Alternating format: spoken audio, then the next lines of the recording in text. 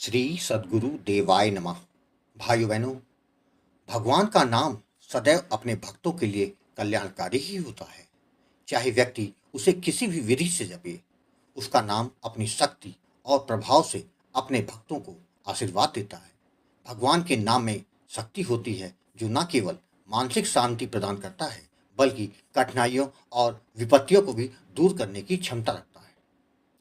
संतों का मत है कि आने वाला समय काफी कठिन हो सकता है और उसमें हमें मानसिक, शारीरिक या भौतिक कष्टों का सामना करना पड़ सकता है। ऐसे समय में केवल सद्गुरु या भगवान की का आशीर्वाद ही हमें बचा सकता है। जब हम भगवान के नाम का स्मरण करते हैं तो हम अपनी चिंताओं और डर को भगवान के चरणों में समर्पित कर देते हैं और विश्वास करते हैं कि वह हमें संकटों से उबार लेंगे। भगवान का नाम जपने का सबसे महत्वपूर्ण पहलू है निष्ठा और भाव। अगर हम भाव भगवान के नाम को सच्चे दिल से, विश्वास और निष्ठा के साथ लेते हैं तो उसका प्रभाव अधिक होता है।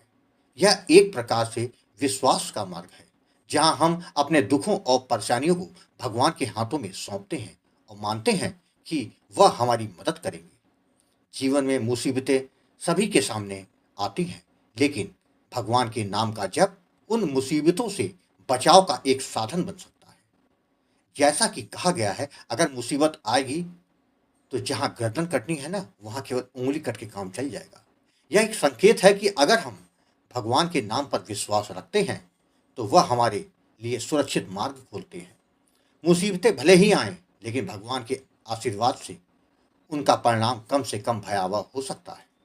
भगवान के नाम पर विश्वास करने से न केवल शांति मिलती है बल्कि यह चमत्कारी प्रभाव भी उत्पन्न कर सकता है। जब हम निष्ठा और समर्पण के साथ नाम का जप करते हैं तो हमारे जीवन में अदृश्य तरीके से चमत्कार होते हैं। यह विश्वास हमारे जीवन को सकारात्मक दिशा में मोड़ सकता है, जिससे हमें हर संकट और कठिनाई से पार पाने की शक्ति मिलती है।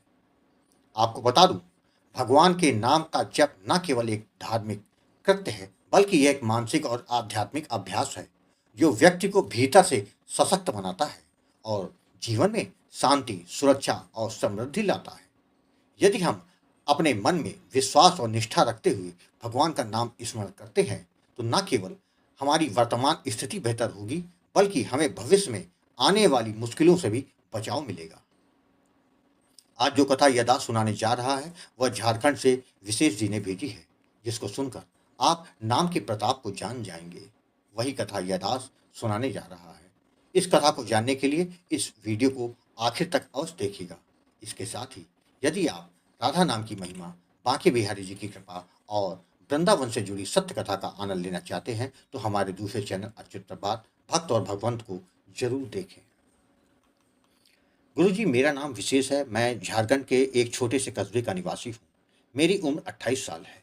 आज मैं आपको अपने जीवन की एक ऐसी कहानी सुनाना चाहता हूँ जो केवल मेरी नहीं है बल्कि हर उस इंसान की हो सकती है जो संघर्ष कर रहा हो, जो कभी न कभी निराशा और अवसाद से जूझा हो।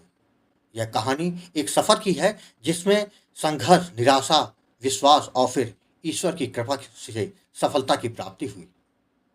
जब मैं छोटा था तब से ही मेरे मन में एक बहुत बड़ी ख्वाहिश थी सरकारी नौकरी प्राप्त करने की। यह ख्वाहिश इतनी मजबूत थी कि मैंने अपनी पूरी जिंदगी इसी एक उद्देश्य के लिए समर्पित कर दी थी। बचपन से ही मैं पढ़ाई में अच्छा था, लेकिन जैसे जैसे बड़ा होता गया यह ख्वाहिश और मजबूत होती गई। मैंने अपनी पूरी ताकत और समय सरकारी नौकरी की तैयारी में लगा दिया, लेकिन जैसे जैसे परीक्षा के परिणाम आते मुझे हर बार एक नई असफलता का सामना करना पड़ता। हर बार जब मैं परीक्षा में सफल नहीं हो पाता तो मुझे ऐसा लगता था कि जैसे मेरी सारी मेहनत बेकार होती जा रही है। हर बार कुछ अंक कम होते हैं और मैं अंतिम चयन से बाहर हो जाता हूँ। यह सिलसिला लगातार चल रहा था और फिर जैसे जैसे वक्त बीतता गया मुझे तानों और मजाक का भी सामना करना पड़ा। लोग मुझसे कहते, क्या तुम कभी सफल हो पाओगे? तुमसे कुछ नहीं होने वाला। तुम क्यों मेहनत कर रहे हो? या तुम्हारी किस्मत में नहीं है? यह सब मेरे दिल और दिमाग में गहरे असर छोड़ रहे थे। मेरी आत्ममूल्य की भावना खत्म हो गई थी। मेरी मेहनत को जैसे कोई महत्व नहीं दे रहा था। और यही नहीं, इस निराशा और मानसिक दबाव ने मुझे अवसाद की स्थिति में ला दिया।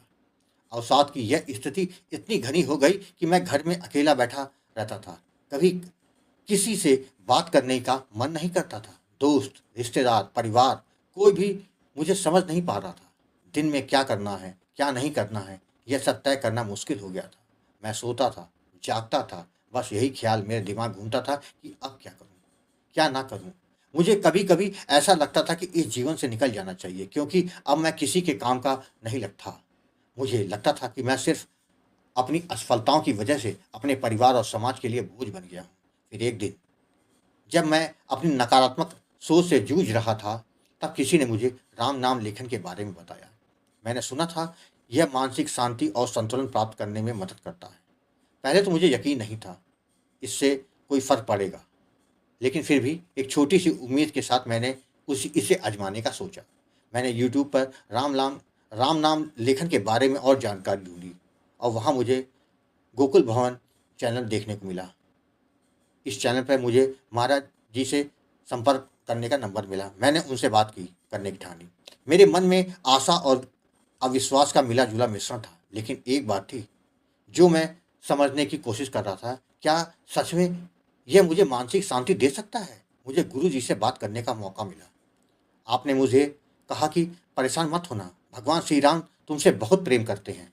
तुम हर समस्या से बाहर निकल सकते हो, बस एक बार भगवान का नाम नियम से करो।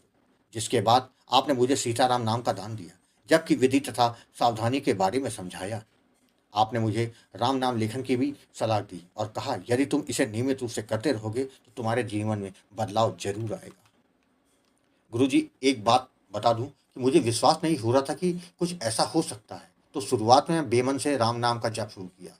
किसी भी चीज़ में जल्दी बदलाव नहीं आता, यही सोच के मैंने इसे एक नियम की तरह अपनाया।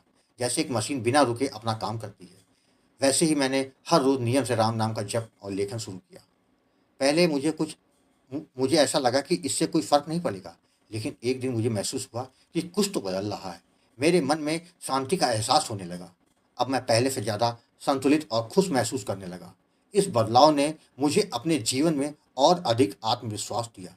गुरुजी गुरुजी, मैंने 17 सितंबर 2024 को आपसे नामदान लिया। वह दिन मेरे लिए एक नए जीवन की शुरुआत जैसा था। फिर 15 नवंबर 2024 को बिहार टीचर की परीक्षा का परिणाम आया और मैं सफल हो गया। लेकिन फिर भी मन में थोड़ा-सा डर था। क्या ये सच है? क्या यह फाइनल परिणाम है? क्या मुझे किसी और मुसीबत का सामना तो नहीं करना पड़ेगा? फिर काउंसलिंग का समय आया। वहाँ कुछ दिक्कतें आईं, लेकिन इस बार मेरी सोच और आत्मविश्वास अलग था। मैंने श्री राम जी की कृपा पर पूरा विश्वास रखा और अंततः सब कुछ सही हो गया। 9 मार्च 2025 को मुझे नियुक्ति पत्र मिला और तब मुझे यकीन हुआ कि जो मेहनत मैंने की थी, वह सच्चे मार्ग पर चलने से ही संभव हुई थी। आज जब मैं अपनी नौकरी जॉइन करने जा रहा हूँ, तो मुझे एहसास होता है कि यह सिर्फ मेरी सफलता नहीं है, यह मेरे सीताराम जी की कृपा और उनके आशीर्वाद का परिणाम है। इस यात्रा ने मुझे यह सिखाया कि जब तक हम अपने प्रयासों में सच्चे रहते हैं और भगवान का सहारा लेते हैं, तो कोई भी मुश्किल हमें हरा नहीं सकती। इसलिए अगर आप भी संघर्ष कर रहे हैं, अगर आप भी निराशा की स्थिति में हैं, तो याद रखें, भगवान हमेशा आपके साथ है। बस विश्वास रखिए और सही मार्ग पर चलिए। सफलता का कोई निश्चित समय नहीं होता। भगवान की कृपा और आत्मविश्वास से हर कठिनाई पार की जा सकती है। गुरुजी, यह आपके मार्गदर्शन और आशीर्वाद का ही फल है। आप ऐसे ही हम सब पर मार्गदर्शन करते रहें, जिससे हम सभी के जीवन में उजाला हो जाए। जय जय सीताराम। भाइयों बहनों, आपने देखा राम नाम से क्या नहीं हो सकता। जो नाम पर विश्वास करता है उसका जीवन उज्जवल हो जाता है, प्रभु की अनुभूति होती है। केवल निष्ठा बनी रहे, इस बात का ध्यान रखे जाए। नाम से कल्याण तो अवश्य होगा। आपको कथा अच्छी लगी हो तो कमेंट में जय श्री राम लिखना मत भूलिएगा, जिससे दास का मनोबल लगातार बढ़ता रहे और अच्छे प्रेरणादायक वीडियो आपको प्रस्तुत करता रहूं। आपसे निवेदन है कि अगर आपके पास भी राम नाम का अनुभव हो तो उसको मेरे ईमेल या व्हाट्सएप पे भेज सकते हैं, जिस पर वीडियो बनाकर अपने चैनल में अवश्य प्रस्तुत करूंगा। ईमेल का पता, व्हाट्सएप नंबर वीडियो के डिस्क्रिप्शन में दिए हुए हैं। जय जय सीताराम।